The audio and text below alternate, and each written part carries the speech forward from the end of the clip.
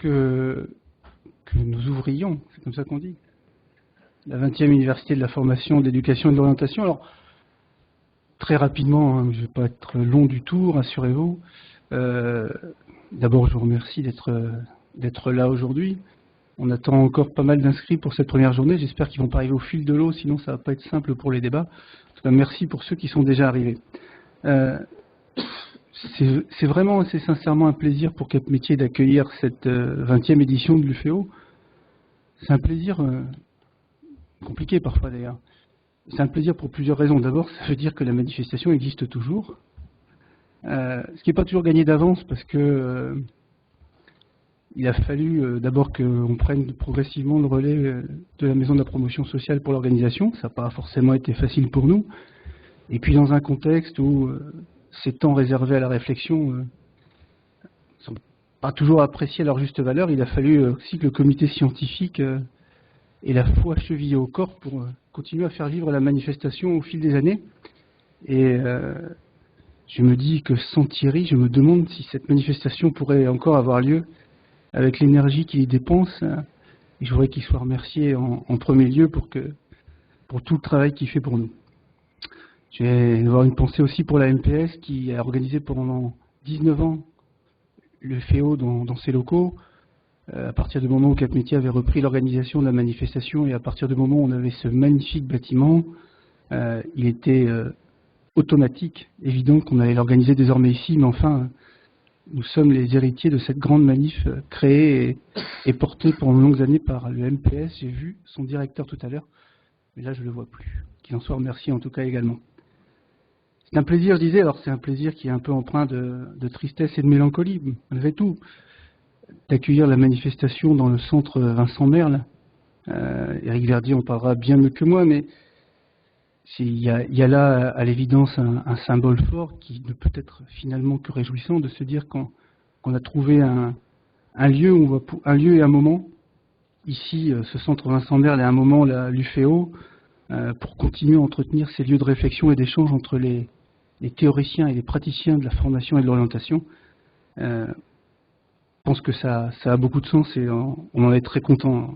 Alors, dire qu'à titre personnel, Vincent me manque et Vincent nous manque à Cap Métier, c'est une évidence.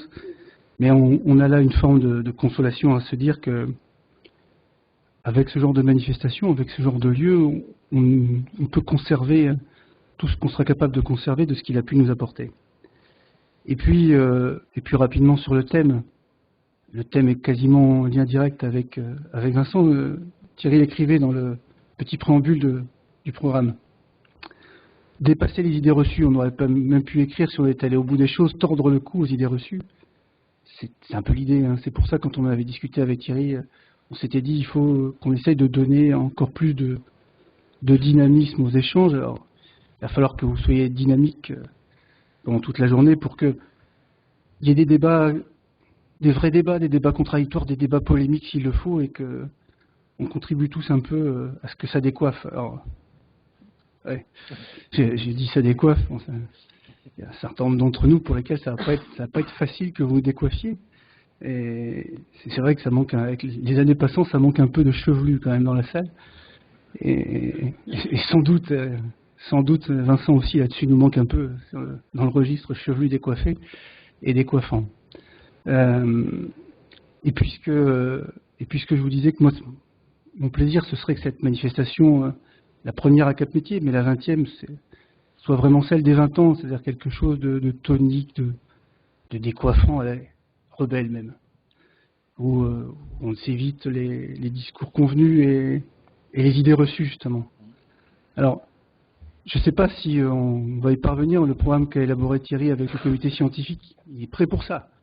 Il y a des intervenants de qualité, il y a des gens qui sont capables de ne pas tenir de langue de bois. Il y a dans la salle, j'espère, des gens qui seront capables de leur apporter la contradiction et du questionnement. Et si vous me passez l'expression, il faudrait que nous, même si on a beaucoup plus parfois que 20 ans, on soit à la hauteur des 20 ans de cette édition et qu'on y retrouve une forme de jeunesse lointaine. En tout cas, merci d'être là et je vous souhaite 2 bonnes journées de travail à Cap Métier et au centre Vincent Merle. Merci.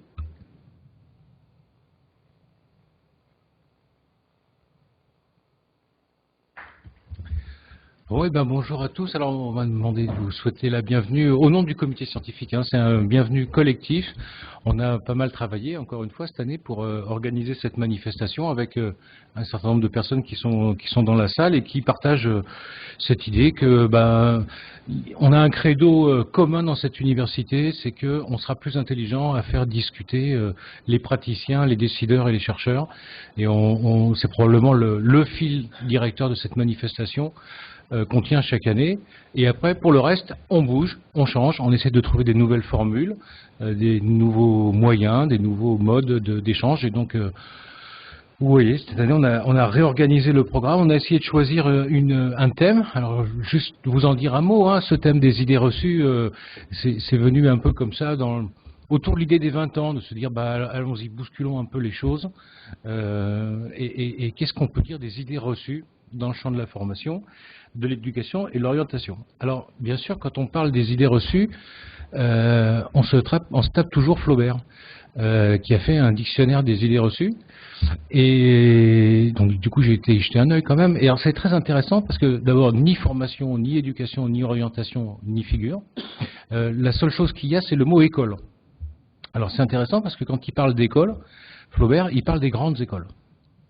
Et il dit école polytechnique, le rêve de toutes les mères, la terreur du bourgeois dans les émeutes quand il apprend que l'école polytechnique sympathise avec les ouvriers, dire simplement l'école, pour faire croire qu'on y a été, à Saint-Cyr, des jeunes gens nobles, à l'école de médecine, tous exaltés, à l'école de droit, jeunes gens de bonne famille. Et en plus, je ne résiste pas de vous livrer la définition suivante, qui est celle de l'économie politique. Flaubert écrivait « Économie politique, science sans entrailles ». Je trouve que c'est magnifique. Voilà, donc première chose, donc il n'y a pas de formation, il n'y a pas d'éducation, il n'y a pas d'orientation dans le dictionnaire de Flaubert. Il y a un autre truc qui est très intéressant, c'est que c'est un ouvrage qui n'a pas été achevé. Probablement parce que des idées reçues, on n'arrive jamais à en faire le tour, tellement il y en a. Et on a beau en engranger, il finit toujours par en surgir de nouvelles. Et c'est vrai que c'est ce qu'on a fait. On a commencé à lister des idées reçues et on en a trouvé un paquet. Donc on a sélectionné quelques-unes qui vont être discutées ici. Ceci dit, pour poursuivre un peu la trace des idées reçues, très rapidement, j'ai essayé de savoir les premières fois où on avait parlé d'idées reçues, c'est Voltaire. Le premier à avoir utilisé ce terme dans une publication en langue française, c'est Voltaire en 1734. Et il écrit dans les Lettres philosophiques cette petite chose très rigolote. Il dit « Il est certain que la Sainte Écriture, en matière de physique, s'est toujours proportionnée aux idées reçues. » C'est la première fois qu'on voit le mot « idée reçue » dans une publication en français. Et c'est intéressant parce qu'on y voit déjà poindre une opposition entre deux types de croyances, la croyance religieuse et la croyance scientifique, ce qui annonce quand même un des grands champs de bataille du positivisme qui va se dérouler au siècle suivant. Et puis c'est aussi dans cette lignée de partage entre croyances scientifiques et croyances vulgaires, prénotions, notions scientifiques, que va se construire la légitimité de la science sociologique, et peut-être que François Dubay nous en dira un mot dans quelques instants. Bref, on a commencé à lister des idées reçues, on en a trouvé plein, on a trouvé beaucoup plus d'ailleurs que Lutringer et Willems qui en avaient trouvé une dizaine sur la formation, et du coup on s'est fait un devoir de faire un petit choix, d'opérer quelques choix, et on vous a proposé un certain nombre d'idées reçues pour alimenter cet après-midi, alimenter nos débats. Alors comme Jérôme vous l'a dit, c'est la 20e UFEO, donc on s'est dit, après tout, c'est la 20e, donc on peut se permettre de faire un peu de provoque, c'est de notre âge. Donc du coup, on compte aussi sur vous pour faire preuve d'autant de juvénilité dans les débats qu'on en a eu pour faire le programme. Et puis c'est aussi l'âge, les 20 ans, où on commence à perdre des gens qui nous ont aidés à grandir, et il y en a deux auxquels on va rendre hommage plus particulièrement cette année. C'est Vincent, bien sûr. Jérôme a commencé à en parler, Eric va en parler beaucoup mieux et beaucoup plus longuement que moi.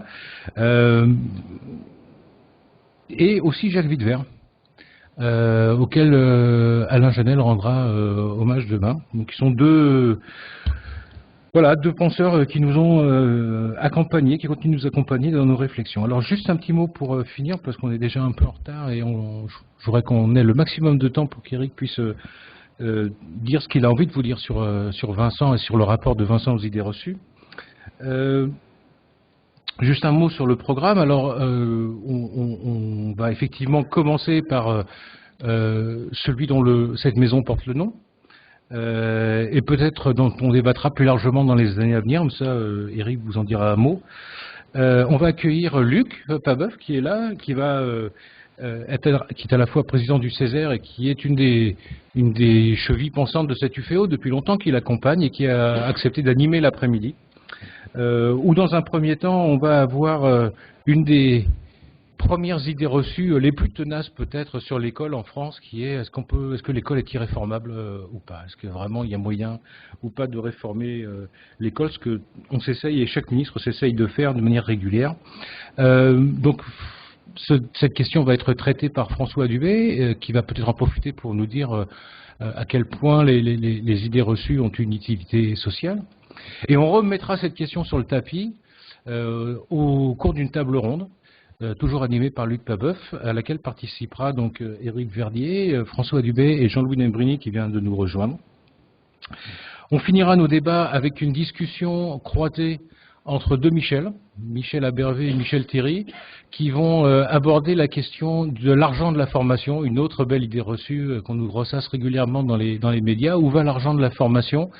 Je dois dire par rapport au programme que vous avez entre les mains qu'on a eu une mauvaise nouvelle hier soir. Pierre Ferracci nous a appelé pour s'excuser parce qu'il a eu un contretemps incontournable et de dernière minute au sein du groupe Alpha qui l'oblige à rester à Paris. Et donc il vous demande de l'excuser, d'excuser son absence. Voilà. Et puis à la fin de tout ça, on vous proposera un apéritif je sais pas, dehors ou dans le hall, je ne sais pas où précisément.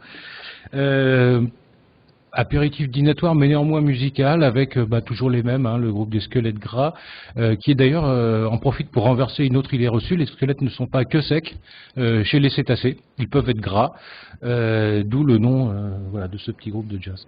Donc on va passer tout de suite la parole à Éric Verdier. Merci encore une fois à tous d'être là, d'inaugurer avec nous ce nouvel espace d'échange, et puis je vous souhaite une bonne université à tous.